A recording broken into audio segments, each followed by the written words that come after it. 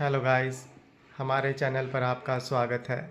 अगर आपको वीडियोस पसंद आ रही हैं तो प्लीज़ लाइक करें, कमेंट करें और शेयर करें। अगर आपने चैनल को अभी तक सब्सक्राइब नहीं किया है तो प्लीज़ चैनल को सब्सक्राइब करें। महेश अंतरा को धमकी दे रहा था। तुमने मुझसे दुश्मनी मोल ली है ना, अब देखना किसकी जीत होती है और किसकी हार। सिक्योरिटी गार्ड्स महेश को घर के बाहर ले गए थे, फिर भी उसकी चीखें सुनाई दे रही थी। अंतरा ने एक आह भरी, उसे महेश की बिल्कुल नहीं पड़ी थी।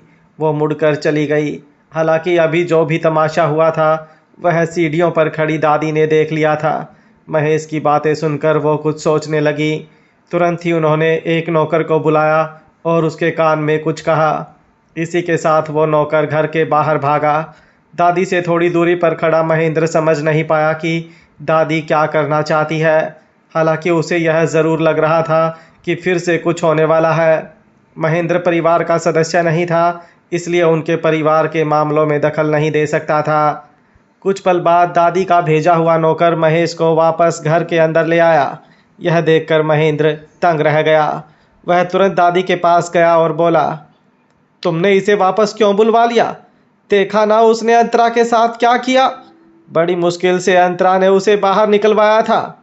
इसके जवाब में दादी ने कहा, मैं जानती हूँ, पर मैं यह हरगिज़ नहीं बर्दाश्त कर सकती कि महेश अंतरा को बदनाम करे।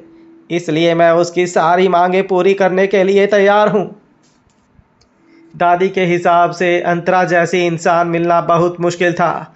महेश जैसे नालायक बाप की वजह से दादी अंतरा को दुखी नहीं होने दे सकती थी। इसलिए उन्होंने महेश को जिंदल हाउस में रहने की इजाज़त दे दी। उसकी हर एक मांग को पूरा करने के लिए दादी ने वादा किया। अब जाकर महेंद्र को समझ आया कि दादी क्या करना चाहती थी, और साथ ही साथ उसे यह भी समझ आ गया कि महेश एक नहीं तो दूसरे तरीके से अपने मकसद में कामयाब हो गया। दूसरी तरफ महेश फूला नहीं समा रहा था। दादी ने अंतरा के लिए उसके जैसे भेड़िए को घर में रहने की इजाज़त दे दी थी। इस बात से वो भी थोड़ा हैरान था। महेश ने कहा भरी और अपने सर से पसीना पोंछते हुए दादी से कहा, आप भगवान बुद्ध की पूजा करती हो, इसलिए आपके पास दिल भी भगवान बुद्ध का ही है। यह सुनने के बाद दादी बिना महेश को कोई जवाब दिए मुड़कर वहाँ से चली गई। जब से दादी ने महेश को घर के अंदर रहने की इजाज़त दी थी, तब से महेश खुले सांड जैसा हो गया था। अंतरा का उसकी तरफ क्या रवैया है, इससे उसे कोई फर्क नहीं पड़ता था। उल्टा अब वह और ढीठ हो गया था। वह टहलता हुआ गार्डन में आया। उसने देखा कि माली बगीचे की साफ सफाई कर रहा था, दूसरा एक माली नए पौधे बो रहा था। यह देखकर वह इस ढंग से उसके पास चलते हुए गया जैसे वह घर का मालिक हो। माली के पास जाकर उसने पूछा, यह कौन से फूल हैं? उसके नज़दीक में जो भी फूल थे उसकी तरफ इशारा करके महेश ने पूछा। महेश का चेहरा देखते ही माली का चेहरा काला पड़ गया। उसने बेमन से कह दिया, यह ट्यूलिप्स हैं और यह वाले लिली। घर के नौकरों को महेश के साथ बात करना भी पसंद नहीं था, पर वह लोग क्या कर सकते थे। दादी ने ऑर्डर दे रखा था कि महेश की सारी मांगें पूरी होनी चाहिए, इसलिए माली के पास भी जवाब देने के अलावा और कोई चारा नहीं था।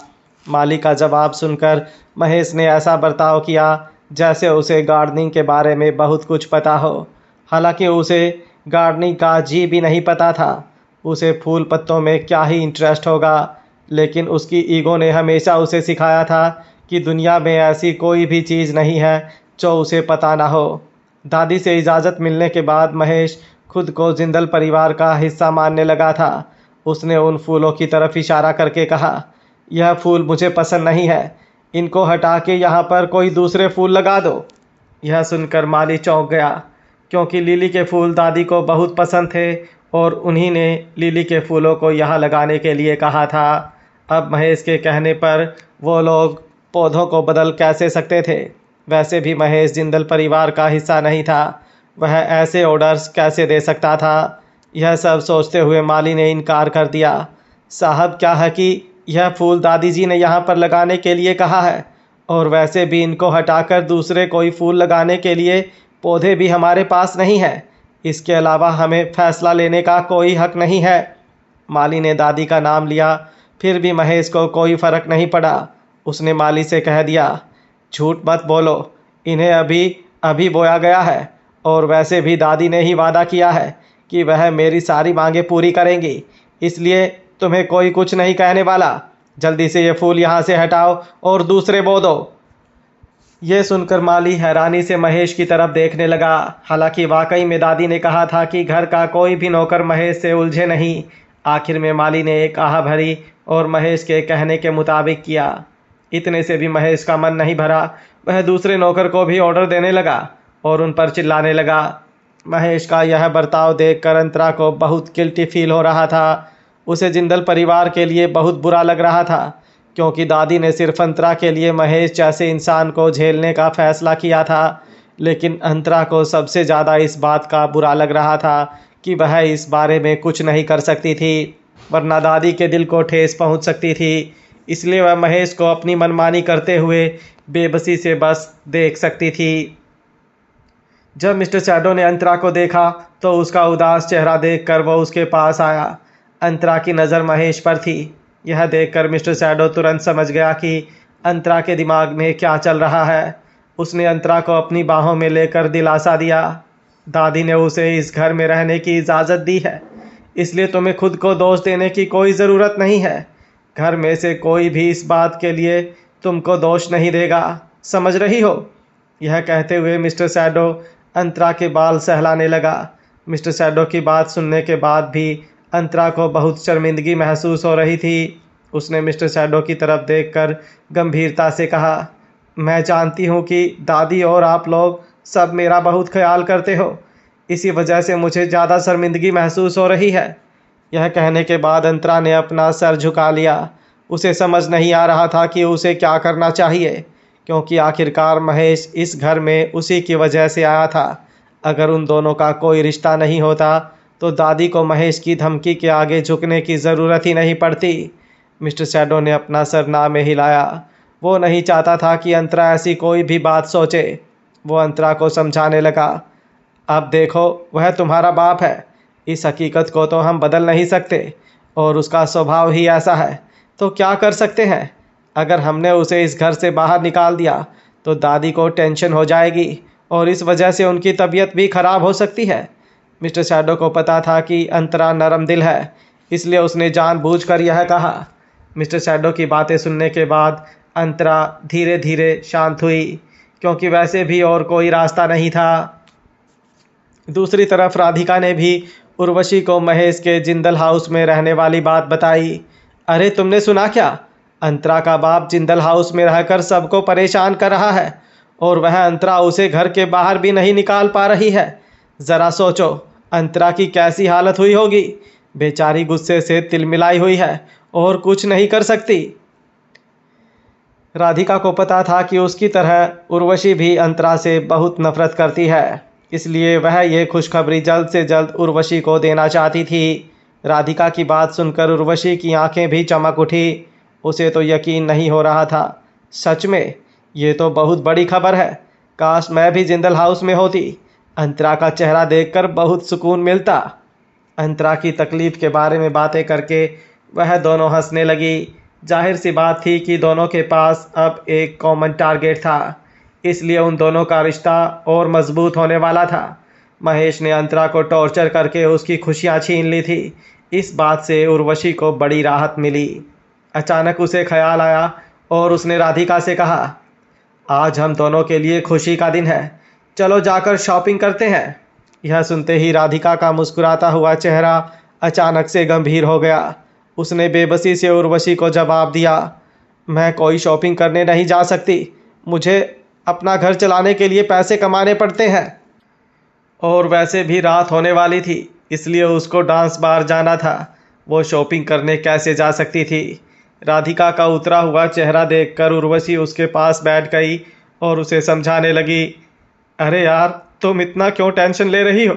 ज़िंदगी में सबसे ज़रूरी बात खुश रहना होता है। और रही बात तुम्हारे गरीब परिवार वालों की, तो मैं तो कहती हूँ कि तुम उनके साथ रिश्ता ही मत रखो, वरना वह लोग तुम्हें कभी खुश नहीं रहने देंगे। उर्वशी जब से पैदा हुई थी तब से उसने अपनी माँ को नहीं देखा था, इसलिए जाहिर सी बात थी कि उसके लिए परिवार इतना ज़रूरी नहीं था। हालांकि राधिका को ऐसा बिल्कुल नहीं लगता था। खासकर प्रेग्नेंट होने के बाद उसे ऐसा लगता था कि परिवार का साथ और प्यार दोनों जिंदगी में बहुत ज़रूरी है। भले ही उसकी माँ का उसके साथ रोज़ झगड़ा होता था और उसका पिता हॉस्पिटल में पड़ा था, जिसे ट्रीटमेंट के लिए बहुत सारे पैसों की ज़रूरत थी, लेकिन फिर भी राधिका ने कभी उनसे रिश्ता तोड़ने के बारे में सोचा भी नहीं था। इसी वजह से राधिका ने अपना सर ना में हिलाते हुए उर्वशी से कहा, अगर कोई ऐसा करता है तो उससे बड़ा खुदगर्ज इस दुनिया में नहीं है। राधिका का मानना था कि अगर उसे परिवार मिला है तो उसे इस बात की इज्जत करनी चाहिए। उर्वशी को लगा नहीं था कि राधिका इतनी छोटी सी बात के लिए ज़िद पर अड़ जाएगी। उसने एक आह भरी और वापस राधिका को समझाने लगी, देखो राधिका, मेरा तो यही मानना है कि हर इंसान को पता होना चाहिए कि उसकी ज़िंदगी में ज़रूरी चीज़ कौन सी है और कौन सी नहीं। और फिलहाल तो तुम प्रेग्नेंट हो, इसलिए तुम्हारी खुशी सबसे ज़्यादा मायने रखती है। इतना कहने के बाद उर्वशी ने टेबल पर पड़ा एप्पल उठाया और उसे खाने लगी, जैसे कि वह किसी चीज़ की परवाह ना करती हो। उर्वशी की बातें सुनकर राधिका की भौहें उठ गई। उसे समझ नहीं आया कि उर्वशी ने अभी जो कहा वो क्यों कहा। क्या इसका यह मतलब है कि उर्वशी की नज़रों में दोस्त, रिश्तेदार, परिवार ये सब कोई मायने नहीं रखता? क्या वह सिर्फ खुद के बारे में सोचती है? ये सब ख्याल आते ही राधिका का चेहरा गंभीर हो गया। ऐसा पहली बार हुआ था कि राधिका उर्वशी से सहमत नहीं थी और उस पर शक कर रही थी। राधिका के हाव भाव देखकर उर्वशी को भी समझ आ गया था कि कुछ गड़बड़ है, इसलिए खुद पर काबू करके वह तुरंत चुप हो गई, क्योंकि फिलहाल उसका खर्चा पानी चौधरी परिवार पर ही था। इसलिए वह राधिका को नाराज़ करने की हिम्मत भी नहीं कर सकती थी, वरना वह फिर से बेघर हो सकती थी। इसके बाद राधिका और उर्वशी के बीच में कुछ ज़्यादा बातें नहीं हुई। राधिका अपने कमरे में आराम करने चली गई और उर्वशी फ़ोन पर टाइम पास करने लगी। रात होते ही राधिका डांस बार जाने के लिए तैयार हुई। कपड़े बदलकर मेकअप करने के बाद वह अपना पर्स लेकर निकली। लिविंग रूम में उर्वशी बैठकर टीवी देख रही थी। राधिका को जाते हुए देखकर उसने तुरंत पूछा, अरे कहाँ जा रही हो? उर्वशी ने टीवी म्यूट किया और राधिका के जवाब का इंतज़ार करने लगी, क्योंकि राधिका ही वह ज़रिया थी जिससे वह अपनी माँ के बारे में जानकारी हासिल कर सकती थी। इसलिए उसे राधिका का ख्याल करने का नाटक तो करना ही था। उर्वशी को जवाब देते हुए राधिका ने कहा, मैं डांस बार में काम करती हूँ और अभी वहीं जा रही हूँ। यह सुनकर उर्वशी थोड़ी हैरान रह गई। उसने सोचा नहीं था कि प्रेग्नेंट होने के बावजूद राधिका ऐसी जगह पर काम करती होगी। उर्वशी से पूछे बिना रहा नहीं गया, पर राधिका, तुम ऐसी जगह पर क्यों काम करती हो? राधिका ने उर्वशी से ऐसे ही किसी सवाल की उम्मीद की थी। हालांकि राधिका लोगों के ऐसे रिएक्शन देखने की आदी हो चुकी थी।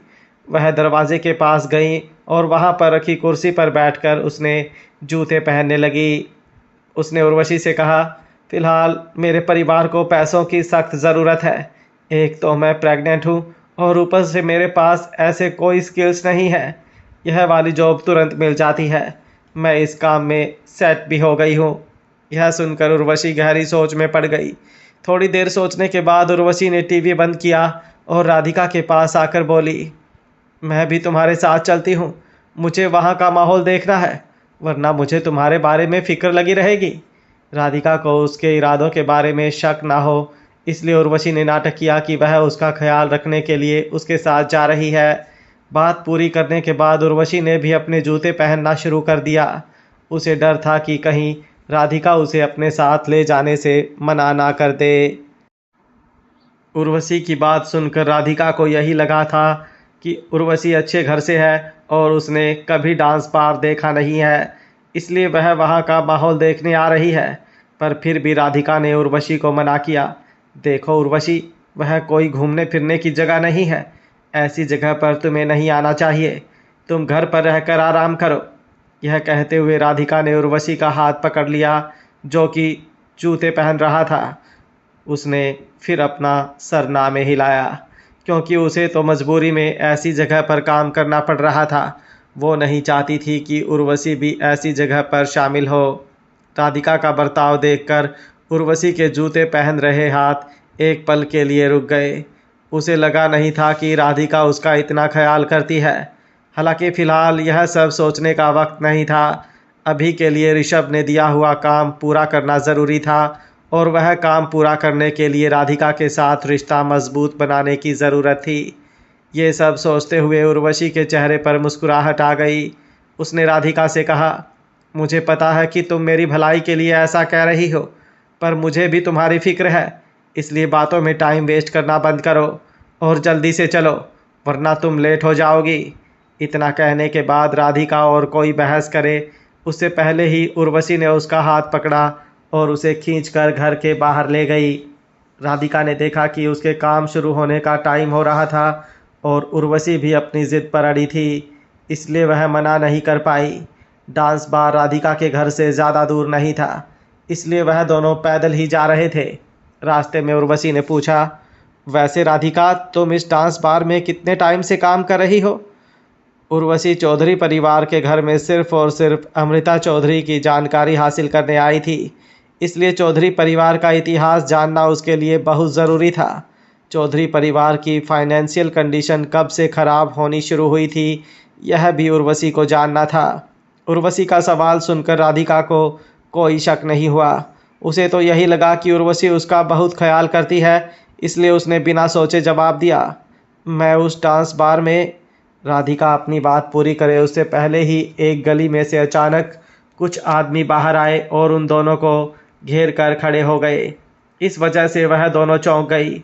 वह दोनों कुछ बोल पाए उससे पहले ही उन आदमियों ने उन दोनों को पकड़कर खींचना शुरू कर दिया। वो दोनों ही उनकी पकड़ से छूटने की कोशिश कर रही थी, पर इतने सारे मर्दों का सामना दो औरत कैसे करती। तुरंत ही वह आदमी उन दोनों को खींचकर गली के अंदर पार्क की गई गाड़ी के पास लेकर आए और धक्के मारकर उन दोनों को गाड़ी के अंदर बिठा दिया गया। उर्वशी और राधिका दोनों ही डर के मारे कांप रही थी। उन्हें समझ नहीं आ रहा था कि यह आदमी कौन है और इस तरह से उन लोगों को क्यों पकड़ा गया है। राधिका को लगा कि इन लोगों ने उन दोनों को कोई और समझकर पकड़ लिया है, इसलिए वह कांपती हुई आवाज़ में उनसे विनती करने लगी, आप लोगों ने हमें गलती से पकड़ लिया है, प्लीज़ हमें जाने दीजिए, मैं आपसे भीख मांगती हूँ। हालांकि उन आदमियों को राधिका की कोई दया नहीं आई, उल्टा उन लोगों को राधिका पर गुस्सा आया। अपना मुंह बंद कर साली, यह कहकर उसने सीधा राधिका के पेट पर घूंसा मारा। इसी के साथ राधिका के पेट में तेज दर्द उठा। उर्वशी इतनी डरी हुई थी कि उसने उन आदमियों को ध्यान से देखा ही नहीं था, पर जब उसने उस गुंडे की आवाज़ सुनी तो उसे लगा कि कुछ जानी पहचानी लग रही है। जब उसने उनकी तरफ ध्यान से देखा तो पता चला कि वो चंदू था, जिसने अपने आदमियों के साथ मिलकर उर्वशी के लिए डिज़ाइंस चुराई थी। उर्वशी उन लोगों को पैसे नहीं दे रही थी, इसलिए वह लोग बदला लेने आए थे। यह जानने के बाद उर्वशी अब राधिका की परवाह नहीं कर सकती थी। वो जल्दी से गाड़ी से उतरी और भागकर एक कोने में जाकर छिप गई। हालांकि चंदू और उसके आदमी सिर्फ उर्वशी के लिए ही तो आए थे, वो उसे इतनी आसानी से थोड़ी जाने देते। चंदू का एक आदमी गया और उर्वशी को वापस घसीटते हुए लेकर आया। उसने उर्वशी के शरीर को ज़मीन पर अपने पैरों के तले दबाकर रखा। चंदू उर्वशी के पास गया। उसके हाथों में एक लोहे का पाइप था। उसने उर्वशी से कहा, तुझे क्या लगा था कि तू अपने रहने की जगह बदल देगी तो हमें पता नहीं चलेगा? गुंडों के मुंह से उर्वशी का नाम सुनकर राधिका चौंक गई। वह उर्वशी की तरफ कन्फ्यूजन से देखने लगी, क्योंकि उसकी नज़रों में उर्वशी एक नेक दिल और मासूम औरत थी। वो ऐसे गुंडों को कैसे जानती थी? हालांकि उर्वशी को पता था कि वह अब ये नहीं कह पाएगी कि वह इन चोरों को नहीं जानती। वह शर्मिंदगी से मुस्कुराते हुए चंदू की चापलूसी करने लगी। मैं छुप नहीं रही थी, वैसे भी मेरे छुपने का फ़ायदा थोड़ी था। तुम लोग इतने ताकतवर हो, तुम मुझे कैसे भी करके ढूंढ लेते। यह कहते हुए उर्वशी ने नॉर्मल होने का दिखावा किया था, लेकिन अंदर ही अंदर वो बहुत डरी हुई थी। वह बस ऐसे नाटक कर रही थी ताकि चंदू और उसके आदमी उसे छोड़ दें। वह राधिका के सामने अपना असली रंग नहीं दिखाना चाहती थी। हालांकि राधिका ने कभी सोचा भी नहीं था कि उर्वशी का ऐसे लोगों के साथ कोई वास्ता होगा। उर्वशी की बात सुनकर चंदू और उसके आदमी हंसने लगे, क्योंकि वो लोग इतने सालों से ऐसे काम करते आए हुए थे, इसलिए उर्वशी जैसे लोगों के नाटक पहचानने में उनको एक सेकंड भी नहीं लगता था। चंदू ने नीचे झुककर उर्वशी का मुंह पकड़ लिया और फिर उसकी आंखों में देखते हुए बोला, मुझे तेरी बकवास सुनने में कोई इंटरेस्ट नहीं है, मुझे बस पैसे चाहिए। चंदू ने गुस्से से उर्वशी को यह कह दिया था। पैसे की बात सुनकर उर्वशी कांपने लगी, क्योंकि फिलहाल उसके पास 1 रुपया भी नहीं था। हालांकि उसे बहुत सारा पैसा मिलने वाला था, लेकिन वह ऋषभ का काम पूरा होने के बाद।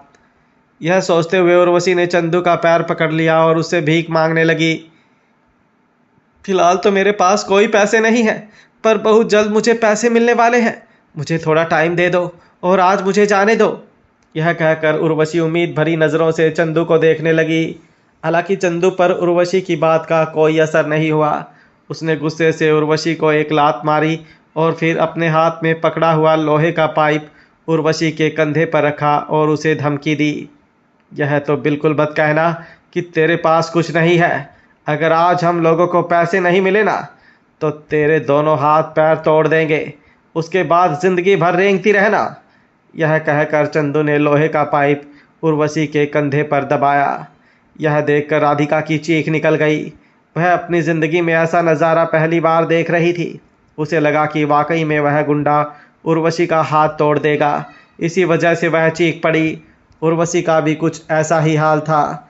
लोहे के पाइप को देखकर उसके पसीने छूट गए।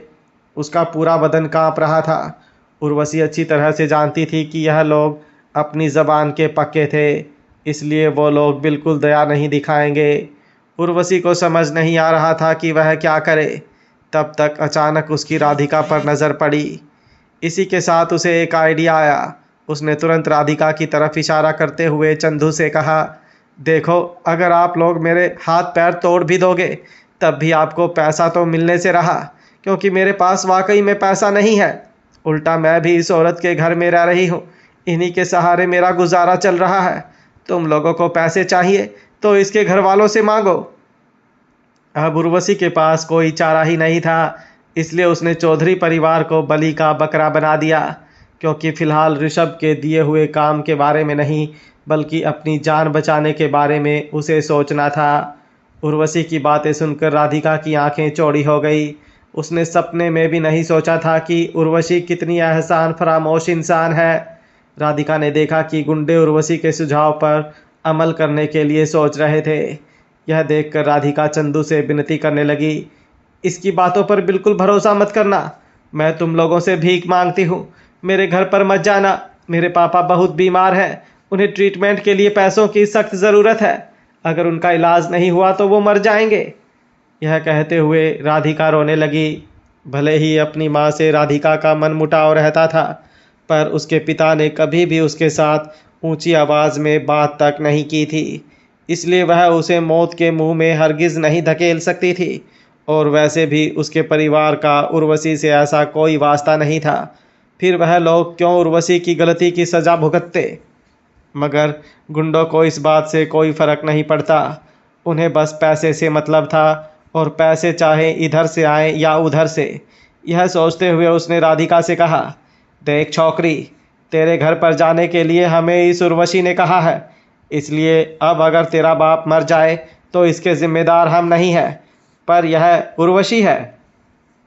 अपनी बात कहते हुए चंदू ने उर्वशी की तरफ इशारा किया कि राधिका को अगर कुछ बात करनी है तो उर्वशी के साथ करनी चाहिए। राधिका को समझ आ गया था कि वह लोग बड़े खतरनाक हैं, इसलिए उनके साथ बहस करने का कोई फ़ायदा नहीं है। इसलिए राधिका उर्वशी की तरफ देखकर उनसे विनती करने लगी, उर्वशी प्लीज़, मैं तुमसे भीख मांगती हूँ, इन लोगों को मेरे घर पर मत भेजो, वरना पापा मर जाएंगे। मैंने तुम्हें अपने घर पर पनाह दी, तुम्हें उसका वास्ता, प्लीज़ ऐसा मत करो। यह कहते हुए राधिका ने उर्वशी के हाथ जोड़ लिए, क्योंकि उसके पास अपने परिवार को बचाने का और कोई तरीका नहीं था। हालांकि उर्वशी पर इसका कोई असर नहीं हुआ। उसने बिना कोई जवाब दिए अपनी नज़रें फेर ली, क्योंकि उसे पता था कि अगर चंदू और उसके आदमियों को आज पैसे नहीं मिले, वो लोग वाकई में उसके हाथ पैर तोड़ देंगे। इसलिए अब वह राधिका या तो उसके परिवार की परवाह नहीं कर सकती थी। उर्वशी का बर्ताव देखकर राधिका को भी समझ आ गया था कि उर्वशी को उसकी या तो उसके परिवार की बिल्कुल नहीं पड़ी। चंदू ने राधिका के पेट में घूंसा मारा था। इस वजह से उसकी पहले ही ब्लीडिंग शुरू हो गई थी और अब उर्वशी की वजह से राधिका को इतना सदमा लगा कि वह बेहोश हो गई। उसका शरीर हिल नहीं रहा था, इसलिए चंदू के एक आदमी ने उसके पास जाकर देखा। तब जाकर पता चला कि राधिका के पूरे कपड़े खून से सने हुए थे। इसी के साथ वह लोग घबरा गए, क्योंकि वह लोग चाहे कितने भी गैर कानूनी काम क्यों ना करते हों, मगर खून का मामला अलग था। एक बार इल्ज़ाम में वह लोग अंदर गए, हो सकता था कि ज़िंदगी भर बाहर न आए। भाई, अब हम क्या करेंगे? राधिका की हालत देखकर चंदू के एक आदमी ने उससे पूछा। चंदू ने थोड़ी देर तक कुछ सोचा और फिर अपने आदमियों से कहा, इसको इधर ही छोड़ दो। राधिका जिए या मरे इससे चंदू को कोई फर्क नहीं पड़ता था। चंदू का ऑर्डर सुनते ही उन लोगों ने राधिका को गाड़ी से बाहर फेंक दिया और फिर उर्वशी को पकड़कर गाड़ी में डाला। उसके बाद गाड़ी वहां से निकल गई। राधिका थोड़ी देर तक ऐसे ही बेहोश पड़ी रही। हालांकि उसकी किस्मत अच्छी थी कि एक आदमी वहां से गुजर रहा था। उसकी उस पर नज़र पड़ी। उसने तुरंत एम्बुलेंस बुलाई और राधिका को हॉस्पिटल भेजा। जब राधिका की आंखें खुली तो उसने देखा कि वह एक हॉस्पिटल के वार्ड में है। धीरे धीरे उसे याद आया कि उसके बेहोश होने से पहले क्या हुआ था। इसी के साथ अपने आप उसका हाथ उसके पेट पर चला गया। तब जाकर उसे पता चला कि उसका पेट एकदम सपाट था। राधिका बहुत घबरा गई। उसी वक्त एक नर्स सलाइन बदलने के लिए वार्ड में आई। राधिका की आंखें खुली देखकर नर्स ने पूछा, अरे आपको होश आ गया? चलो अच्छा है, पर आपको बेड से बिल्कुल नहीं उठना है। अभी आपको आराम करने की सख्त ज़रूरत है। राधिका का काफ़ी खून बह गया था, इसलिए जाहिर सी बात थी कि कमज़ोरी की वजह से उसका आराम करना ज़रूरी था। राधिका ने पैनिक होकर तुरंत नर्स का हाथ पकड़ लिया और पूछा, सिस्टर, मेरा बच्चा? राधिका को लगा कि उसकी प्री मैच्योर डिलीवरी हो गई है, पर उसे फिर भी उम्मीद थी कि उसका बच्चा अभी भी ठीक होगा। यह सुनकर एक पल के लिए नर्स को समझ नहीं आया कि वह क्या बोले। हालांकि उसे पता था कि सच हमेशा के लिए तो नहीं छुप पाएगा, इसलिए उसने राधिका की तरफ देखकर कह दिया, हमने काफ़ी कोशिश की, पर हम लोग आपके बच्चे को नहीं बचा पाए, सॉरी। यह सुनकर राधिका को ऐसा लगा कि जैसे उसका दिल धड़कना बंद हो गया हो। नहीं, यह नहीं हो सकता, यह नामुमकिन है। अपना बच्चा इस दुनिया में नहीं रहा, यह सुनकर राधिका अपने आप में बड़बड़ाने लगी। उसका हाथ अपने पेट पर चला गया। तुरंत ही उसकी आंखों में आंसू भर आए। राधिका अपनी ज़िंदगी में पहली बार माँ बनने वाली थी, पर उसे ये सुख मिले उससे पहले ही छीन गया। अपने बच्चे की मौत के लिए वह खुद को दोषी मानने लगी। राधिका को इस तरह से देखकर नर्स ने एक आह भरी और फिर उसके कंधे पर हाथ रखकर उसे दिलासा देने लगी। देखिए, मैं समझ सकती हूँ कि आप पर क्या गुजर रही होगी, पर आप खुद को संभालिए, क्योंकि आपकी ज़िंदगी ख़त्म नहीं हुई। आप फिर से माँ बन सकती हो। इसके अलावा और क्या बोले यह नर्स को सूझा नहीं, इसलिए वह अपना काम ख़त्म करके वार्ड से निकल गई। लेकिन नर्स को यह भी पता था कि फ़िलहाल राधिका को अकेले रहने की ज़रूरत है। नर्स के जाने के बाद राधिका खुद को रोक नहीं पाई। वो ज़ोर ज़ोर से रोने लगी। हालांकि वह अपना मन हल्का कर पाए, उससे पहले ही वार्ड का दरवाज़ा खुला और पुलिस वाले अंदर आए। मैडम, आपके साथ जो हुआ उसके लिए हमें दुख है। हमने हमारी तरफ से तो छानबीन शुरू कर दी है, पर जब तक हम आपसे बात नहीं करते तब तक हम अपना आगे का इन्वेस्टिगेशन नहीं कर पाएंगे। इसलिए आपके साथ क्या हुआ था ये आपको डिटेल में बताना पड़ेगा। राधिका को जब हॉस्पिटल लाया गया था तभी हॉस्पिटल मैनेजमेंट ने पुलिस को खबर कर दी थी, इसलिए वह लोग बिना वक्त गंवाए यहाँ आ गए। इंस्पेक्टर के पूछते ही राधिका को याद आ गया कि पिछली रात क्या हुआ था। अगर उन खतरनाक गुंडों से मुलाकात नहीं होती तो आज राधिका इस हाल में नहीं होती। यह सोचते हुए राधिका की आंखें गुस्से से लाल हो गई। उसने अपने दांत पीसते हुए इंस्पेक्टर को बताया, कल रात हम लोगों को गुंडों की एक टोली ने घेर लिया था। वो लोग हमारा किडनैप करना चाहते थे। बाद में उन लोगों ने मुझे गाड़ी के बाहर फेंक दिया और मैं बेहोश हो गई। उन लोगों को हमसे पैसे चाहिए थे और हमारे पास पैसे नहीं थे, इसलिए वो लोग मेरे घर जाने वाले थे। मैंने उनसे बहुत विनती की, लेकिन वह माने ही नहीं। वो लोग किसी जानवर से कम नहीं है। राधिका की बात सुनते ही पुलिस को एक अहम बात पता चली। इंस्पेक्टर ने राधिका से पूछा। आपने हर बार हम कहा, मतलब आप अकेली नहीं थी, आपके साथ में कोई था? हमें तो सिर्फ आपके बारे में खबर मिली थी। अब आप ही बता दीजिए कि आपके साथ वह दूसरा शख्स कौन था। ये जानकारी मिलने के बाद पुलिस का काम ना सिर्फ उन गुंडों को पकड़ना था, बल्कि जो भी शख्स राधिका के साथ था उसको बचाना भी था। राधिका भी चाहती थी कि जल्द से जल्द वो गुंडे पकड़े जाएं, इसलिए उसने इंस्पेक्टर को सच सच बता दिया। मेरे साथ उर्वशी थी, उर्वशी अग्रवाल। मैं अपने काम पर जा रही थी और वह मेरे साथ आ रही थी, पर मुझे क्या पता था कि रास्ते में मेरे साथ ऐसा हो जाएगा। उर्वशी, यह नाम इंस्पेक्टर को जाना पहचाना लग रहा था। हालांकि फिलहाल उसके पास ज़्यादा सोचने का वक्त नहीं था। इंस्पेक्टर ने राधिका से पूछा, तो अब यह उर्वशी कहाँ है? क्या वह उन गुंडों को जानती थी? इंस्पेक्टर की बात सुनकर राधिका भी थोड़ी हैरान हो गई थी, क्योंकि उसे समझ नहीं आ रहा था कि पुलिस को इस बात का कहाँ से पता चला। लेकिन राधिका को लग रहा था कि उर्वशी ने पिछली रात जो कुछ भी कहा था वो सिर्फ इसलिए कहा था क्योंकि वह गुंडों से डर गई थी। भले ही उर्वशी उन गुंडों को जानती थी, फिर भी राधिका ने उसके बचाव में कहा, दरअसल वो गुंडे उसे अपने साथ लेकर गए हैं। मुझे लगता है कि उर्वशी ने उन गुंडों से पैसे उधार लिए होंगे, पर वो बेकसूर है। उसके पास रहने के लिए घर भी नहीं है, इसी वजह से उसने उन गुंडों से पैसे उधार लिए होंगे, वरना उर्वशी ऐसी नहीं है जो ऐसे लोगों से वास्ता रखे। राधिका अभी भी यह मानने को तैयार नहीं थी कि उर्वशी अच्छी इंसान नहीं है। पुलिस वाले और राधिका के बीच बातें चल रही थी। तब तक फिर एक बार वार्ड का दरवाज़ा खुला और राधिका की मां सरोज अंदर आई। जब उसने सुना कि राधिका उर्वशी की तरफदारी कर रही है, तब उसे बहुत गुस्सा आया।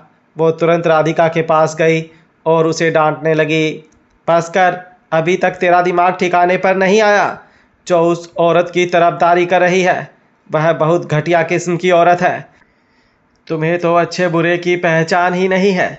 सरोज को जब पता चला कि राधिका हॉस्पिटल में एडमिट है, तो फिक्र के मारे वो दौड़ती हुई हॉस्पिटल पहुंची।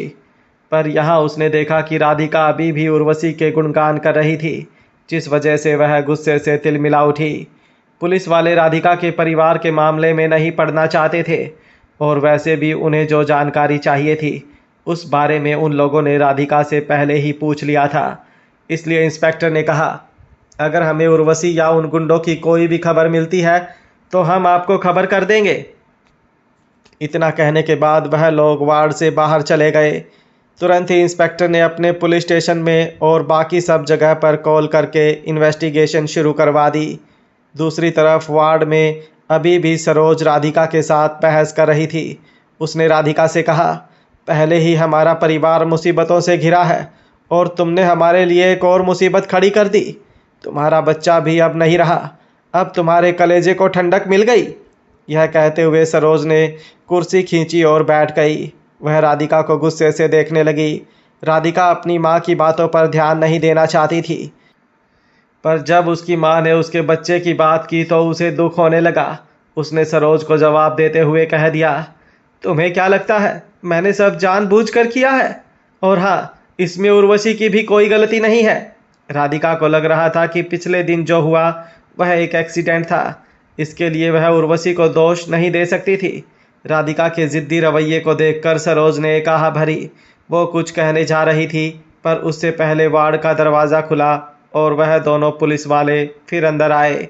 इंस्पेक्टर ने राधिका की तरफ देखते हुए कहा, उर्वशी हमें मिल गई है और वह गुंडे भी पकड़े गए हैं, लेकिन आपके लिए एक बात जानना ज़रूरी है, और वो यह कि उर्वशी भी पहले जेल जा चुकी है।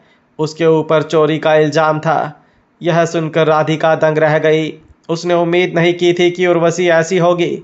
हालांकि यह सुनकर सरोज को कोई हैरानी नहीं हुई, क्योंकि उसे पहले से ही अंदाज़ा था कि उर्वशी ऐसी ही इंसान है।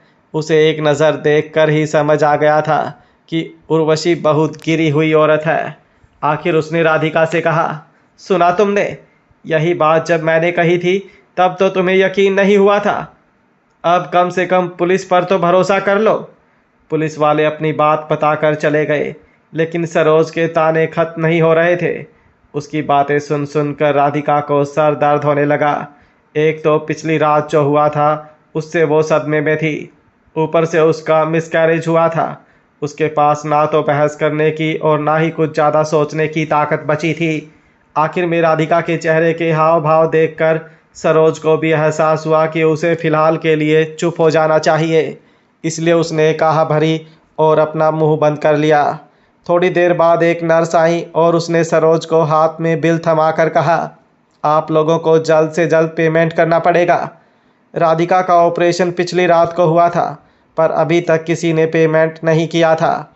बिल का अमाउंट देखकर सरोज की आंखें चौड़ी हो गई। उसके हाथ कांपने लगे। सरोज ने सोचा भी नहीं था कि उन्हें 50,000 रुपये देने होंगे। सरोज के हाव भाव देखकर राधिका को समझ आ गया। उसने सरोज के हाथ से बिल छीन लिया और उसे देखने लगी। हालांकि बिल का अमाउंट देखकर उसकी भी वही हालत हो गई जो सरोज की हुई थी। ऊपर से उसका अभी अभी मिसकैरेज हुआ था। इस वजह से उसके चेहरे का रंग और उड़ा हुआ लग रहा था। तुमने इतना खर्चा क्यों करवा दिया? अब हम क्या करेंगे? इतने सारे पैसे कहाँ से लाएंगे? बिल का अमाउंट देखकर सरोज बहुत घबरा गई थी। वह ऐसे नाजुक वक्त में भी राधिका को दोष देने लगी, क्योंकि राधिका के पिता भी बीमार थे। वैसे ही उनकी ट्रीटमेंट के पैसे कम पड़ रहे थे, ऊपर से अब ये अलग से खर्चा। फिलहाल सिर्फ राधिका ही पैसे कमा रही थी। सरोज की शिकायतें सुनकर राधिका गहरी सोच में पड़ गई। सालों से चौधरी परिवार ने अपने किसी भी रिश्तेदार या दोस्त के साथ कोई रिश्ता नहीं रखा था, इसलिए उनसे उधार मिलने का तो कोई सवाल ही नहीं था। लेकिन हॉस्पिटल में तो अर्जेंटली पैसे चाहिए थे। अब वो क्या करे? राधिका इस मुश्किल से बाहर निकलने का रास्ता सोच रही थी। तब सरोज ने फिर से बोलना शुरू कर दिया, अब क्या करेंगे? तेरी वजह से तेरे बाप को कुछ ना हो जाए। ऐसे वक्त में भी सरोज राधिका को कड़वे शब्द सुना रही थी। राधिका को अपनी माँ से बहुत चिढ़ हो रही थी। वह बड़ी मुश्किल से अपने बेड से उतरी और धीरे धीरे चलते हुए वार्ड से बाहर निकल गई। वह हॉस्पिटल वालों से बात करना चाहती थी कि अगर वो लोग पेमेंट के लिए उन्हें थोड़ा वक्त दे दें तो अच्छा रहेगा। राधिका धीरे धीरे चलते हुए नर्स स्टेशन पर गई। सिस्टर, क्या आप अपने सीनियर से बात करके पेमेंट के लिए हमें थोड़ा वक्त दिलवा सकती हैं? क्या है कि हमारी फाइनेंशियल कंडीशन बहुत ख़राब है, पर मैं वादा करता हूँ कि जल्द से जल्द पैसों का इंतज़ाम कर दूँगी। आपसे रिक्वेस्ट है, प्लीज़ हमारे लिए इतना कर दीजिए। ये कहते हुए राधिका ने हाथ भी जोड़े। उसे ऐसा करने में कोई शर्मिंदगी महसूस नहीं हो रही थी, क्योंकि वाकई में उसके पास पैसे नहीं थे। उसकी बात सुनकर नर्स स्टेशन में खड़ी हुई नर्सेज एक दूसरे को देखने लगी। उनमें से एक ने बेबसी के साथ कहा, देखिए मैडम, हम आपकी बात समझते हैं, पर इसमें हम लोग कुछ नहीं कर सकते। ये हॉस्पिटल का रूल है, इसलिए हमारे साथ बात करने में टाइम वेस्ट करने के बदले आप जाकर पैसों का बंदोबस्त कीजिए। इतना कहने के बाद नर्स वापस अपने काम में लग गई और राधिका को नज़रअंदाज कर दिया। हालांकि राधिका इतनी जल्दी हार नहीं मानना चाहती थी। उसने फिर से उनसे विनती की, सिस्टर, आप चाहें तो मैं आपके पाँव पड़ती हूँ, प्लीज़ मेरे लिए इतना कर दीजिए। यह कहते हुए राधिका की आवाज़ थोड़ी ऊंची थी। इस वजह से आसपास के लोग भी उसकी तरफ देखने लगे। नर्स राधिका की बात भी सुनने को तैयार नहीं थी, फिर भी राधिका रिक्वेस्ट किए जा रही थी। यह देखकर वह लोग आपस में फुसफुसाने लगे और राधिका की तरफ इशारा करने लगे। इसी वक्त विक्रांत और तन्वी भी वहां पहुंचे। वह लोग तन्वी के रेगुलर चेकअप के लिए वहां आए थे। जब विक्रांत ने देखा कि लोग किसी को घेर कर खड़े हुए हैं, तो वो दोनों उस तरफ गए। भीड़ के नज़दीक जाते ही तन्वी ने राधिका का चेहरा देखा। इसी के साथ उसे याद आ गया कि अंतरा के घर पर फंक्शन वाले दिन यही औरत थी जो बेहोश हो गई थी। हालांकि तन्वी को यह नहीं समझ आया था कि वह इस हॉस्पिटल में क्यों है। हालांकि तुरंत ही तन्वी को याद आ गया कि इस औरत ने उस दिन अंतरा के साथ कैसा बर्ताव किया था। इसी के साथ तन्वी को गुस्सा आ गया। विक्रांत को भी याद आ गया कि राधिका चौधरी परिवार से है। जब उसने देखा कि लोग उसे परेशान कर रहे हैं, तो उसे राधिका के लिए थोड़ी हमदर्दी हुई। आखिरकार चौधरी परिवार का एक वक्त पर बहुत बड़ा नाम था और उनके विक्रांत के परिवार के साथ भी अच्छे संबंध थे। विक्रांत सीधे राधिका के पास गया और उससे पूछा, क्या हुआ? तुम रो क्यों रही हो? ये सुनकर राधिका ने विक्रांत की तरफ देखा। विक्रांत के पास में उसे तन्वी भी खड़ी दिखी। उसने विक्रांत को जवाब देते हुए कहा, मेरा अभी अभी यहाँ ट्रीटमेंट हुआ है, मेरा मिसकैरेज हुआ था, पर मेरे पास अब हॉस्पिटल का बिल चुकाने के लिए पैसे नहीं हैं। राधिका ने विक्रांत और तन्वी दोनों को उस दिन फंक्शन में देखा था और उसे यह भी पता था कि तन्वी अंतरा की दोस्त है, लेकिन वो सिर्फ अंतरा से नफरत करती थी, इसलिए उसे विक्रांत या तन्वी से कोई प्रॉब्लम नहीं थी। राधिका की बात सुनकर विक्रांत और तन्वी दोनों थोड़े चौंक गए। हालांकि ऐसी हालत में भी वह वार्ड से बाहर आकर नर्स से विनती कर रही है, इसका यही मतलब है कि वह सच बोल रही है। विक्रांत ने बिना सोचे अपने वॉलेट से कार्ड निकाला और नर्स को दिया। इनका जो भी पेमेंट है वो मुझसे ले लीजिए। विक्रांत के लिए पैसे कोई मायने नहीं रखते थे और वैसे भी वह किसी औरत को ऐसी हालत में नहीं देख सकता था। अब तक सरोज भी वार्ड से बाहर आ गई थी। उसने देखा कि विक्रांत ने उन लोगों का बिल चुका दिया है, इसलिए वो तुरंत विक्रांत के पास आई। उसका हाथ पकड़कर उसका शुक्रिया अदा करने लगी। थैंक यू, आपने हमारी बहुत मदद की है। आप हमारे लिए किसी मसीहा से कम नहीं हो। शायद सरोज विक्रांत और तन्वी को जानती नहीं थी या तो भूल चुकी थी, इसलिए उसे ऐसा लगा कि कोई अजनबी उन लोगों की मदद कर रहा है। राधिका के मन में भी विक्रांत और तन्वी के लिए बहुत इज्जत बढ़ गई। उसे लगा कि वह लोग अंतरा से बिल्कुल अलग हैं।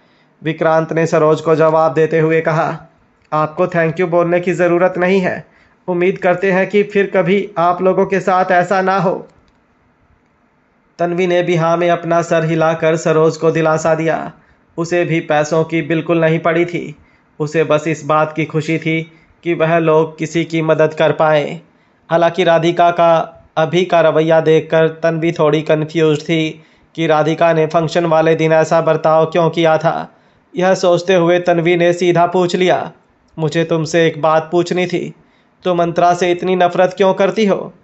पहले तन्वी को ऐसा लगा था कि राधिका का स्वभाव ही ऐसा है, पर आज उसके साथ बात करने के बाद पता चला कि वह ऐसी बिल्कुल नहीं है। अंतरा का नाम सुनते ही राधिका का चेहरा गंभीर हो गया। तन्वी ने अभी अभी उसकी मदद की थी, इसलिए राधिका उसके सामने अंतरा की बुराई नहीं करना चाहती थी। मगर राधिका यह भी नहीं चाहती थी कि तन्वी उसे विलेन समझे, इसलिए उसने तन्वी को सच्चाई बताने का फैसला किया। उसने तन्वी से कहा, दरअसल बात यह है कि अंतरा ने मेरी आंटी के डिज़ाइन को अपनी माँ का डिज़ाइन बताया है और ऐसे ही तरह तरह के झूठ बोलकर वह जिंदल परिवार की बहू बनी है। राधिका की बात तन्वी को बिल्कुल पसंद नहीं आई। उसने तुरंत मना करते हुए कहा, वह सारे डिज़ाइंस वाकई में अंतरा की माँ के हैं, इस बात की गारंटी मैं दे सकती हूँ। तन्वी को पता नहीं था कि राधिका ने ऐसी बातें क्यों की थी और अंतरा की माँ के डिज़ाइंस उसने अपनी आँखों से देखे थे, इसलिए वह राधिका को इस तरह से अंतरा को बदनाम नहीं करने दे सकती थी। मगर राधिका को तो यही लगता था कि तन्वी अंतरा की दोस्त है, इसलिए जाहिर सी बात है कि वह उसी की तरफदारी करेगी, इसलिए वह तन्वी की बात पर यकीन नहीं करना चाहती थी। राधिका ने दलील की, ऐसा बिल्कुल नहीं है, वो डिज़ाइन मेरी आंटी के थे, उस डिज़ाइन को पहचानने में मैं कोई गलती नहीं कर सकती। तन्वी ने भले ही उसकी मदद की थी, पर अगर बात उसकी आंटी अमृता की आएगी तो वह हार मानने को तैयार नहीं थी, क्योंकि राधिका अमृता की बहुत इज्जत करती थी, इसलिए उसका नाम खराब नहीं होने दे सकती थी। वैसे ही जैसे कि तन्वी अपनी दोस्त अंतरा का नाम खराब नहीं होने दे रही थी। राधिका का यह रवैया देखकर तन्वी थोड़ी हैरान रह गई थी, क्योंकि डेविड की जानकारी के मुताबिक अमृता की मौत हुए बहुत साल हो गए थे। फिर भी राधिका अपनी ज़िद पर क्यों अड़ी हुई थी? यह सब सोचते हुए तन्वी ने राधिका से पूछा, अच्छा यह बताओ कि तुम इतनी श्योर कैसे हो सकती हो कि वह डिज़ाइन तुम्हारी आंटी अमृता के ही है? यह सुनकर राधिका हंस पड़ी। उसने कहा, अब मेरी आंटी तो रही नहीं, इसलिए मेरी बात साबित करने के लिए उनसे तो पूछ नहीं सकते। सबको पता है कि वह एक जीनियस आर्किटेक्ट थी और उनके बनाए हुए कई डिज़ाइंस अभी भी पड़े हुए हैं, क्योंकि वह डिज़ाइंस मेरे पास नहीं है, वरना मुझे अपनी बात साबित करने में 1 मिनट भी नहीं लगता। और वैसे भी तुम लोगों ने आज मेरी मदद की है, इसलिए मैं तुम्हें अपना दोस्त मानती हूँ और मैं अपने दोस्तों से कभी झूठ नहीं बोलूँगी। राधिका नहीं चाहती थी कि विक्रांत और तन्वी कोई गलत फहमी पालें और साथ ही साथ वो चाहती थी कि उन लोगों को अंतरा की सच्चाई भी पता चले।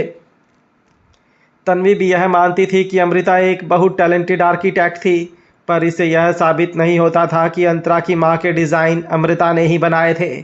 क्योंकि अंतरा की माँ भी एक बहुत अच्छी आर्किटेक्ट थी, इसलिए राधिका की बात पर भरोसा नहीं किया जा सकता था।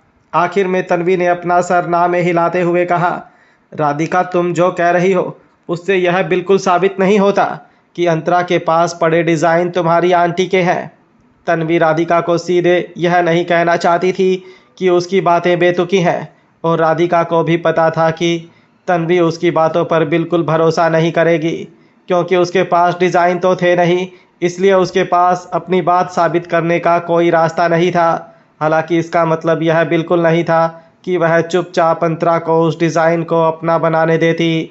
इसलिए आखिर में उसने कहा, मेरी आंटी के बनाए हुए कुछ डिज़ाइंस मैंने अपनी आंखों से देखे हैं, और जिंदल ग्रुप वह जो लग्जरी अपार्टमेंट बना रहा है वो भी मेरी आंटी के डिज़ाइंस पर आधारित है।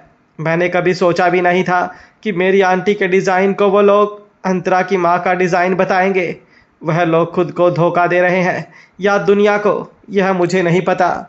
यह कहते हुए राधिका को वह दिन याद आ गया जब जिंदल ग्रुप ने लग्जरी अपार्टमेंट प्रोजेक्ट का अनाउंसमेंट किया था। उसका लाइव कवरेज राधिका ने टीवी पर देखा था। यह याद आते ही उसके दिल में अंतरा के लिए नफरत और बढ़ गई। अपने आप ही उसकी मुट्ठियां भिज गईं। राधिका की बात सुनकर विक्रांत और तन्वी दोनों हैरान रह गए थे। वैसे तो वो लोग यह बात मानने को तैयार नहीं थे। राधिका की बातों से भी यह नहीं लग रहा था कि वह झूठ बोल रही है या तो कहानी बना रही है। कुछ देर के लिए माहौल थोड़ा ऑकवर्ड हो गया। राधिका के चेहरे पर गुस्सा देखकर तन्वी ने खुद को रोक लिया और उसके साथ बहस करना छोड़ दिया, क्योंकि उसने अभी अभी अपना बच्चा खोया था। वैसे ही राधिका कमज़ोर थी, इसलिए वह उसे और गुस्सा नहीं दिलाना चाहती थी। अब तन्वी ने थोड़ी शांति से दलील की, मान लेते हैं कि वो डिज़ाइन तुम्हारी आंटी के थे, तो फिर जब जिंदल ग्रुप ने वह प्रोजेक्ट अनाउंस किया तब तुम लोगों ने उसका विरोध क्यों नहीं किया। राधिका अब जाकर यह बात बता रही थी, इसलिए तन्वी को उस पर थोड़ा शक हुआ। अगर राधिका जो कह रही थी वो सच था तो फिर वह अब तक चुप क्यों बैठी थी। तन्वी शांति से बात करने लगी थी, इसलिए राधिका भी शांत हुई। उसने एक आह भरी और अपनी नज़रें झुकाते हुए कहा, क्या तुम लोगों को पता नहीं कि हमारा परिवार अब पहले जैसा नहीं रहा।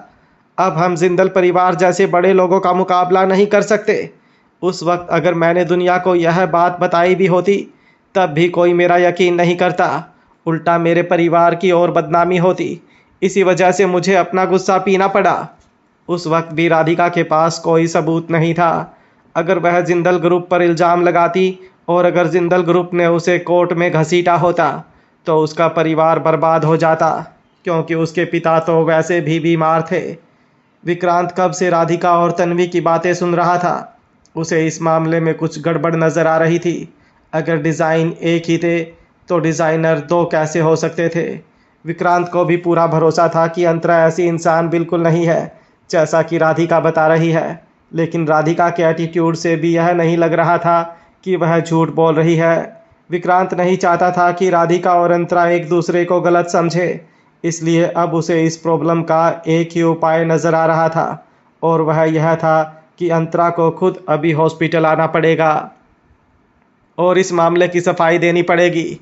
यह सोचते हुए विक्रांत ने बिना वक्त गंवाए मिस्टर शैडो को कॉल किया और राधिका के बारे में बताया, और उसके बाद राधिका और तन्वी के बीच हुई बातों के बारे में भी सब कुछ बता दिया।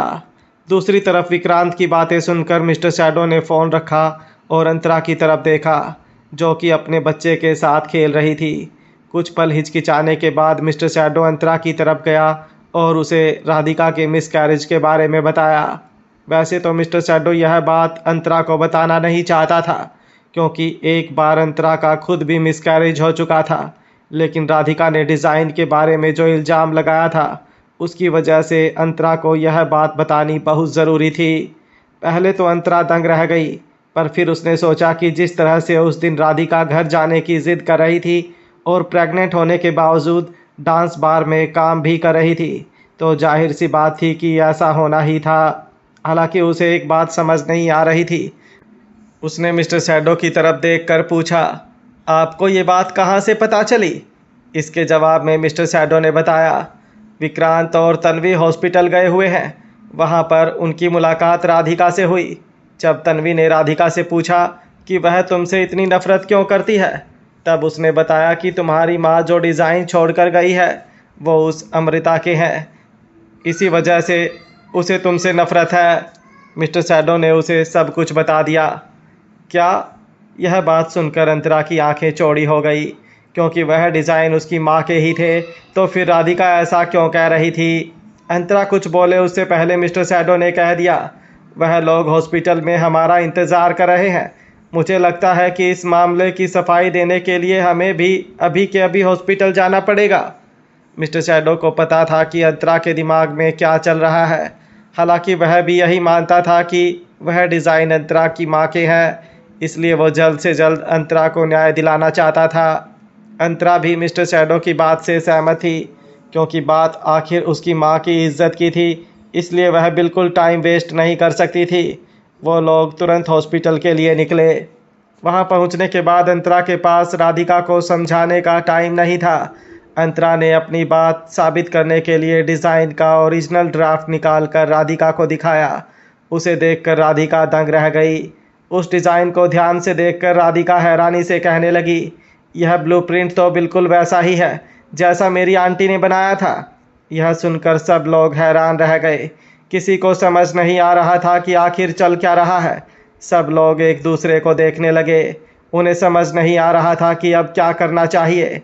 अंतरा को पूरा यकीन था कि वह डिज़ाइन उसकी माँ के ही है, और उसे ये समझ नहीं आ रहा था कि उसकी माँ का अमृता के साथ क्या लेना देना है। ये सब सोचते हुए अंतरा ने राधिका से कहा, एक बार ध्यान से देखो, कहीं ऐसा तो नहीं कि तुम डिज़ाइन को पहचानने में गलती कर रही हो। अंतरा जब पैदा हुई तभी उसने अपनी माँ को खो दिया था, लेकिन उसने कभी भी अपने मामाओं से या तो किसी और से ये नहीं सुना था कि उसकी माँ का चौधरी परिवार या तो अमृता के साथ कोई मनमुटाव रहा हो। इसी वजह से अंतरा बहुत दुविधा में पड़ गई थी। उसे जल्द से जल्द इस सवाल का जवाब चाहिए था। मुझे भी यही लगता है, कभी कभी डिज़ाइंस एक जैसे होते हैं, इसलिए तुमसे पहचानने में गलती हो सकती है। पास में खड़ी तन्वी ने भी अंतरा की बात दोहराई, क्योंकि अंतरा के लिए राधिका के दिल में हमेशा नफरत रही थी, इसलिए राधिका की बात को मानना मुश्किल था। भले ही तन्वी को राधिका के लिए हमदर्दी थी, पर जब अंतरा की माँ की इज्जत का सवाल आए तब जाहिर सी बात थी कि तन्वी अंतरा की ही तरफदारी करेगी। खुद पर सवाल उठने की वजह से राधिका को बहुत गुस्सा आया। उसने डिज़ाइन पर एक जगह उंगली रखी और अपने दांत पीसते हुए कहा, मेरी गलती हो ही नहीं सकती। यह दिख रहा है तुम लोगों को, ऐसा डिज़ाइनिंग स्टाइल सिर्फ मेरी आंटी का था। अमृता की एक आदत थी, जब भी वो ड्रॉ करती थी तब अपनी ब्लूप्रिंट में ज़्यादा शेडोज़ बनाती थी। उसकी ये खासियत राधिका को अच्छी तरह से पता थी, इसलिए उसे अपनी आंखों पर भरोसा था। वो पूरे यकीन से कह सकती थी कि यह अमृता का डिज़ाइन ही है। ऊपर से यह तो मैन्युस्क्रिप्ट था, इसमें अमृता की खासियत साफ दिख रही थी। जब सब लोगों ने राधिका की बात सुनी तो वो लोग उस जगह पर देखने लगे जहाँ पर राधिका ने अपनी उंगली रखी थी। तब सबको समझ आया कि राधिका ठीक कह रही थी। शैडोज़ वाली बात उन लोगों ने कभी भी नोटिस नहीं की थी, लेकिन अब यह बात सामने आते ही अंतरा का दिल कांप उठा। वो हैरान हो गई थी। उसका ऐसा रिएक्शन देखकर राधिका का अपनी बात पर यकीन और मजबूत हो गया। उसे लगा कि यह डिज़ाइन उसकी बुआ का ही है और अंतरा की माँ की पूरी कहानी झूठी है। राधिका ने अंतरा को ताना कसा, मुझे नहीं पता कि मेरी आंटी की मैन्युस्क्रिप्ट तुम्हारे पास कहाँ से आई, पर अब आपको पता चल गया कि मैं झूठ नहीं कह रही थी। अब तक तुम सबको झूठ बता रही थी कि यह डिज़ाइन तुम्हारी माँ का है। यह कहते हुए राधिका के चेहरे पर तिरस्कार था। अंतरा को पता था कि राधिका को गलतफहमी हो रही है, इसलिए उसने भी तुरंत सफाई दी, तुम गलत समझ रही हो। भले ही मुझे नहीं पता कि अतीत में क्या हुआ था, पर यह बात तो मैं गारंटी के साथ कह सकती हूँ कि यह डिज़ाइन मेरी माँ का ही है। राधिका क्या सोचती है इससे अंतरा को कोई फ़र्क नहीं पड़ता था, लेकिन अगर राधिका उसकी माँ का नाम खराब करना चाहेगी तो वो उसे ये हरगिज़ नहीं करने देगी। तुम्हारी माँ भी एक। राधिका अपनी बात पूरी कर पाए उससे पहले मिस्टर सैडो ने उसकी बात काट दी और कहा, देखो राधिका, मैं और पूरा जिंदल परिवार इस बात की गारंटी दे रहे हैं कि अंतरा की बात सच है। दरअसल राधिका यह कहने जा रही थी कि अंतरा की माँ भी चोर है, पर उससे पहले कि मिस्टर शैडो ने अंतरा की तरफदारी की और गंभीरता से ये कहा। मिस्टर शैडो को अंतरा पर पूरा भरोसा था। साथ ही साथ उसे राधिका की बातों पर भी शक नहीं हो रहा था, क्योंकि उसे कब से ऐसा लग रहा था कि यह कोई राज है जिसके बारे में पता लगाना बहुत ज़रूरी है। राधिका ने देखा कि मिस्टर शैडो ने अंतरा के बदले जवाब दिया। जब उसने जिंदल परिवार की बात की तो राधिका चुप हो गई। उसे समझ नहीं आया कि अब उसे क्या करना चाहिए। हालांकि उसे भी एक बात अच्छी तरह से पता थी कि अंतरा भी झूठ नहीं बोल रही थी। तो फिर यह पूरा मामला क्या था? अंतरा के मन में भी सवालों का तूफान चल रहा था। वैसे ही उसकी पिछली पीढ़ी के रिश्ते उलझे हुए थे। उसने ये कभी नहीं सोचा था कि अब उसमें चौधरी परिवार भी शामिल हो जाएगा। इस मामले को कैसे सुलझाया जाए, ये अंतरा की समझ के बाहर था। मिस्टर शैडो को समझ आ गया कि अंतरा के दिमाग में क्या चल रहा है। वो उसे ज़्यादा टेंशन नहीं देना चाहता था, इसलिए उसने टॉपिक बदल दिया और फिर राधिका से कहा, देखो राधिका, तुम्हारा अभी अभी ऑपरेशन हुआ है, तुम्हें आराम की ज़रूरत है। हम इस मामले को बाद में भी सुलझा सकते हैं। पहले तुम अपने वार्ड में जाओ और आराम करो। अगर कुछ भी खबर मिलती है तो हम तुम्हें इन्फॉर्म कर देंगे। इतना कहने के बाद राधिका के जवाब का इंतज़ार किए बिना मिस्टर शैडो ने अंतरा का हाथ पकड़ा और उसे वहां से लेकर गया, क्योंकि उसे पता था कि वहां पर रहकर बहस करने से कोई फ़ायदा नहीं है। रास्ते में अंतरा की नज़र ट्रैफिक और फुटपाथ पर चल रहे लोगों पर थी, पर उसके दिमाग में अपनी माँ के ही ख्याल चल रहे थे। माँ की याद आते ही उसे अपने परिवार की भी याद आई। थोड़ी देर सोचने के बाद उसने मिस्टर शैडो की तरफ देखकर कहा, मुझे अपनी माँ के घर जाना है। यह सुनते ही मिस्टर शैडो ने गाड़ी उस दिशा में घुमाई। मिस्टर शैडो को पता था कि अंतरा अपनी फैमिली को मिस कर रही है और साथ ही साथ उसे अपनी माँ के बारे में भी ज़्यादा जानकारी चाहिए थी। थोड़ी देर में वह लोग बस्ती पहुँच गए। अंतरा ने अपना छोटा सा घर देखा तो वह बहुत इमोशनल हो गई, क्योंकि इसी जगह पर उसने अपना बचपन बिताया था। इस वक्त सुधीर झाड़ू लगा रहा था। अंतरा और मिस्टर शैडो को देखते ही उसने तुरंत झाड़ू फेंक दिया और उनको वेलकम करने आगे आया। अरे कबीर, अंतरा, आओ आओ। सुधीर की आवाज़ सुनकर अंतरा होश में आई। उसे देखकर वो बहुत खुश हो गई और उसके गले लग गई। कैसे हो मामा? सुधीर ने मुस्कुराते हुए जवाब दिया कि वह एकदम ठीक है। अंतरा को उसके दोनों मामाओं ने ही पाल पोस कर बड़ा किया था, इसलिए जाहिर सी बात थी कि उसका अपने मामा से बहुत गहरा रिश्ता था। सुधीर ने उन दोनों को घर के अंदर बिठाया और तुरंत उनके लिए पानी लेकर आया। काफ़ी लंबे वक्त से सुधीर अंतरा से नहीं मिला था, इसलिए वह भी उसे बहुत मिस कर रहा था। सुधीर ने मिस्टर शैडो और उसके परिवार के बारे में पूछा और फिर उनके बेटे के बारे में। यह सारी फॉर्मल बातें हो जाने के बाद अंतरा ने घर की तरफ नज़र घुमाते हुए सुधीर से पूछा, मामा, मुझे माँ की चीज़ें देखनी थी। जब से अंतरा ने राधिका की बातें सुनी थी तब से वह बहुत बेचैन हो गई थी, क्योंकि उसने तो अपनी माँ को देखा तक नहीं था। अंतरा की बात सुनकर सुधीर ने एक आह भरी और अपनी नज़रें झुकाते हुए बोला, गायत्री ने जब हमारे घर में आग लगाई थी उसके बाद में हमारी कोई भी चीज़ें नहीं बची है, सब कुछ खत्म हो गया है। सुधीर को अंतरा के लिए बहुत बुरा लग रहा था, क्योंकि अंतरा ने बचपन से ही उन लोगों से कोई मांग नहीं की थी और आज जब उसने कुछ मांगा था तो सुधीर बेबस था। अगर गायत्री ने घर को आग नहीं लगाई होती तो वो अंतरा को उसकी माँ की यादों के रूप में चीज़ें दे सकता था, पर अब तो कुछ बचा ही नहीं था। हालांकि अंतरा ज़्यादा उदास ना हो इसलिए सुधीर ने टॉपिक बदल दिया और कहा, तुम दोनों बड़े दिनों बाद घर आए हो, मैं तुम्हें खाना खाए बिना नहीं जाने दूंगा। ये कहकर सुधीर किचन में चला गया। बहुत जल्द सुधीर ने खाना तैयार कर दिया और फिर तीनों लोग खाना खाने बैठे। खाते हुए उन लोगों के बीच नॉर्मल बातें हुई। उसके बाद वो लोग वहाँ से निकल गए। मिस्टर शैडो अंतरा को सीधे घर लेकर आया। उसने सोचा था कि जिंदल हाउस आकर अंतरा को थोड़ा अच्छा लगेगा। हालांकि जैसे ही उन दोनों ने घर में कदम रखा तो देखा कि महेश वहाँ पर खेल रहा था। चलो चलो जल्दी से बॉल फेंको। महेश लिविंग रूम में नौकरों को उसके साथ खेलने के लिए कह रहा था, जैसे कि वह कोई बच्चा हो। यह नज़ारा बहुत ही अजीब लग रहा था। घर के नौकर भी महेश की इस हरकत से नाखुश थे, पर वो कुछ कर नहीं सकते थे, क्योंकि जब अंतरा खुद कुछ नहीं कर सकती थी तो उनकी क्या बिसात थी। उनके पास महेश की बात मानने के अलावा और कोई चारा नहीं था। यह देखकर अंतरा को बहुत गुस्सा आया। वो सीधे महेश के पास गई और बोली, यह क्या कर रहे हो? उसने कभी सोचा भी नहीं था कि यह बूढ़ा आदमी ऐसी बचकानी हरकत करेगा, वह भी किसी और के घर में। अंतरा को गुस्से में देखने के बावजूद महेश को उसकी बिल्कुल परवाह नहीं थी। उसने जानबूझकर मुस्कुराते हुए अंतरा को जवाब दिया, बॉल से खेल रहा हूँ, दिख नहीं रहा है तुम्हें?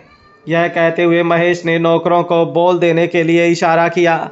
रुको, तुम भूल गए यह जिंदल हाउस है, यहाँ पर इस तरह की हरकतें कैसे कर सकते हो? महेश का रवैया देखकर अंतरा को और गुस्सा आया। हालांकि वह इसके अलावा और कुछ कर नहीं सकती थी। महेश ने अंतरा की बात का जवाब देते हुए कहा, यह जिंदल हाउस है तो क्या हुआ, मेरे जो मन में आएगा मैं करूँगा। महेश ऐसे बर्ताव करने लगा था जैसे वो उसका खुद का घर हो। मिस्टर शैडो भी साइड में खड़ा हुआ यह तमाशा देख रहा था। हालांकि वह भी बेबस था। उसे यह भी लग रहा था कि महेश अंतरा का बाप था, इसलिए उसका उन दोनों के बीच में पड़ना ठीक बात नहीं थी। महेश को देखकर अंतरा का गुस्सा बढ़ता जा रहा था। उसने सोचा नहीं था कि बार बार महेश अपनी हद पार करेगा। अचानक अंतरा को याद आ गया कि ऐसी ही लापरवाही महेश ने उसकी माँ की डिलीवरी के वक्त दिखाई थी। उस वक्त उसकी माँ इतने मुश्किल दौर से गुजर रही थी और महेश लता के साथ अय्याशी कर रहा था। यह सब सोचते हुए अंतरा को इतना गुस्सा आया कि उसने जाकर पास में पड़े टेबल पर रखा हुआ फ्लावर पॉट उठाया और महेश के पैरों पर दे मारा। हालांकि वक्त रहते महेश उस जगह से हट गया और फ्लावर पॉट उसके पैरों में लगते लगते बच गया। फ्लावर पॉट ज़मीन पर गिरकर टूटते ही लिविंग रूम में खामोशी छा गई। महेश दंग रह गया था। उसने सपने में भी नहीं सोचा था कि अंतरा इस तरह से उस पर कोई चीज़ फेंक के मारेगी। उसे इतना गुस्सा आया कि वह अंतरा पर चिल्लाने लगा, नालायक, तू अपने बाप पर हमला कर रही है? तेरे में इंसानियत नाम की चीज़ है या नहीं? अब देख मैं तेरा क्या हाल करता हूँ। मैं दुनिया को जाकर बता दूंगा कि तू अपने बाप के साथ कैसा बर्ताव करती है। उसके बाद तेरी इज्जत दो कौड़ी की हो जाएगी। महेश को लगता था कि अंतरा और पूरे जिंदल परिवार को सबसे बड़ा डर अपनी इज्जत खोने का था। इसी वजह से तो दादी ने उसे वापस घर में रहने के लिए बुला लिया था। यह सब सोचते हुए महेश को लग रहा था कि अंतरा अभी उसके सामने घुटने टेक देगी।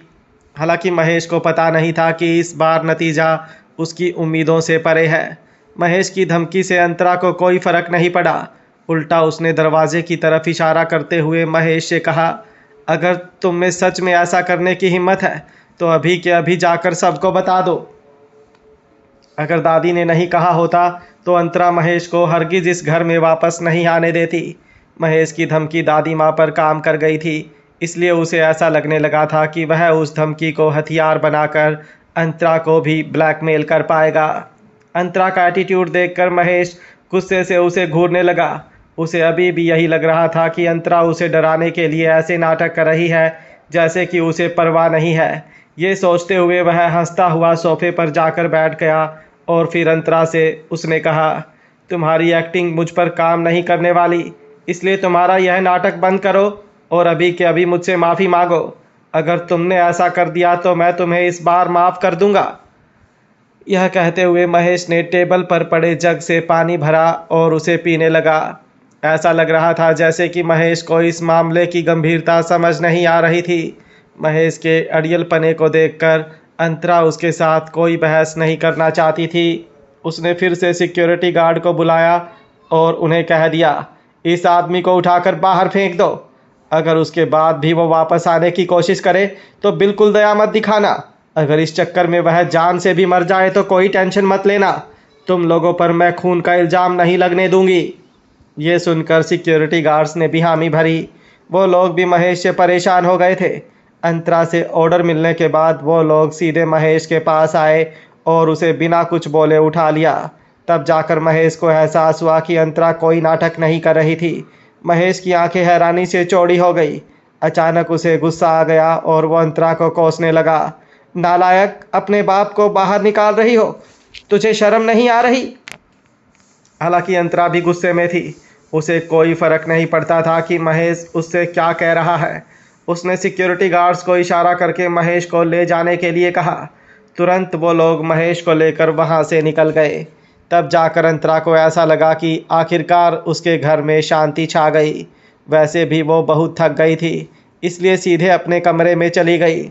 मिस्टर शैडो को पता था कि अंतरा अभी गुस्से में है, इसलिए उसने अंतरा को रोकने की कोशिश नहीं की। पर मिस्टर शैडो को महेश का कैरेक्टर अच्छी तरह पता था। अगर उसे इस तरह से घर से बाहर निकाल दिया गया तो वह दुनिया में जाकर गलत शलत बातें फैलाएगा। मिस्टर शैडो अंतरा को हरगिज़ बदनाम नहीं होने देना चाहता था, इसलिए उसने डेविड को एक मैसेज भेजा। महेश को जिंदल हाउस से अंतरा ने निकाल दिया है। वो जाकर लोगों के पास कुछ बातें करे, उससे पहले उसे ले जाकर उसके रहने खाने का इंतज़ाम करो। मिस्टर शैडो का मैसेज मिलने के बाद डेविड ने बिल्कुल वैसा ही किया। दूसरी तरफ अपने कमरे में जाने के बाद अंतरा ने सीधे तनुजा को कॉल किया।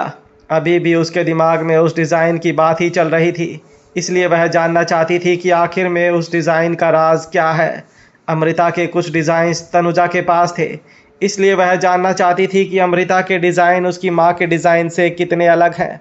इसके अलावा तनुजा और अमृता काफ़ी अच्छे दोस्त थे, इसलिए हो सकता है कि उसे तनुजा से कोई जानकारी मिल जाए। फ़ोन के दूसरे छोर पर तनुजा ने फ़ोन उठाते ही कहा, बोलो अंतरा, कैसे याद किया? अंतरा ने सीधे मुद्दे की बात कही। तनुजा जी, आपके पास अमृता जी के डिज़ाइंस होंगे ना? दरअसल मुझे वह देखने थे। यह सुनकर तनुजा को कोई हैरानी नहीं हुई, क्योंकि उसे लगा कि अंतरा को अमृता के डिज़ाइंस रेफरेंस की तरह यूज़ करने होंगे, क्योंकि उसे पता था कि अंतरा नई चीज़ें सीखने के लिए हमेशा उत्सुक रहती है। हालांकि तनुजा अभी अब्रॉड में थी, इसलिए उसने अंतरा से कहा, बेटा मैं कुछ दिनों में वापस इंडिया लौट ही रही हूँ, तब तुम्हें दिखा दूँगी। यह सुनकर अंतरा ने थैंक यू कहा। उसके बाद दोनों ने थोड़ी देर तक बातें की और फिर फ़ोन रखा। अंतरा ने कहा भरी और खिड़की के बाहर देखने लगी। ऐसा लग रहा था कि उसे तनुजा के लौटने का बेसब्री से इंतज़ार है, ताकि वह अमृता के डिज़ाइंस देख पाए। अंतरा किसी गहरी सोच में थी। तब बेडरूम के दरवाजे पर दस्तक हुई और फिर कंचन अंतरा के बेटे को लेकर अंदर आई। चौकी रो रहा था। तब जाकर अंतरा होश में आई। कंचन ने कहा, लगता है इसे भूख लगी है। अंतरा ने तुरंत ही उसे अपनी गोद में ले लिया और गले लगा लिया। कंचन ने अंतरा के हाथ में दूध की बोतल थमाई और अंतरा बच्चे को दूध पिलाने लगी। इसी के साथ वो चुप हो गया। दूध पीने के बाद तुरंत उसे नींद आ गई। बच्चा तो चैन की नींद सो गया था, पर अंतरा के दिल में अभी भी वही ख्याल घूम रहे थे। दूसरी तरफ उर्वशी फिर से जेल गई थी। यह जानने के बाद ऋषभ पुलिस स्टेशन आया। हालांकि इस बार उसका मूड बहुत ख़राब था। उर्वशी की जमानत देने के बाद वो उसे खींचकर बाहर ले गया और गुस्से से कहने लगा, तुम्हें कोई अंदाज़ा भी है? तुम्हारी वजह से मेरा पूरा प्लान फेल हो गया। तुम्हारे जैसा बेवकूफ़ इंसान मैंने ज़िंदगी में नहीं देखा। यह कहते हुए ऋषभ ने अपनी मुट्ठियां भींच ली, क्योंकि उसे पूरा यकीन था कि जैसे ही उर्वशी अमृता के बारे में जानकारी लेकर आएगी तो वो अपने मकसद में कामयाब हो जाएगा। लेकिन अब उर्वशी की खुद की दुश्मनी की वजह से उसका पूरा प्लान चौपट हो गया था, तो वह गुस्सा कैसे नहीं होता। ऋषभ को इतने गुस्से में देखकर उर्वशी को भी समझ आ गया था कि उसने बहुत बड़ी गड़बड़ कर दी है, और अब तो उसने चौधरी परिवार के साथ भी दुश्मनी मोल ले ली थी। उसका अब ऋषभ के अलावा और कोई सहारा नहीं था। चंदू और उसकी गैंग का ख्याल आते ही उर्वशी ने ऋषभ का हाथ पकड़ लिया और उसे विनती करने लगी, मैं जानती हूँ ऋषभ कि मैंने गलती कर दी है। तुमने बिल्कुल ठीक कहा, मैं बहुत बड़ी बेवकूफ़ हूँ। मुझे उस चंदू और उसकी गैंग के चक्कर में नहीं पड़ना चाहिए था। जो हो गया उसे तो मैं बदल नहीं सकती, और अगर वो लोग फिर से जेल के बाहर आ गए तो मुझे छोड़ेंगे नहीं। प्लीज़ एक बार फिर से मेरी मदद कर दो।